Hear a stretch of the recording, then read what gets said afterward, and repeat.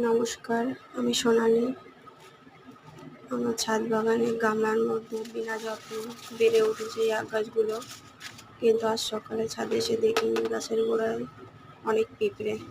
তাই ট্রিটমেন্ট করার জন্য অনেক পুরনো খোল আর কিছুটা গেমাক্সিন মিশিয়ে গাছের গোড়ায় দিলাম। আমাদের খাওয়ার আগে ওরাই খেতে চলে এসে, কি করা যাবে।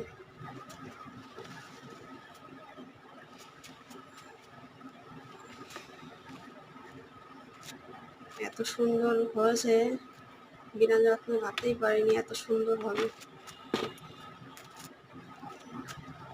তারপর গাছের এই শুকনো পাতাগুলো ভেঙে দিলাম। সাবধানে ভাঙতে হবে, এই পাতাগুলো খুব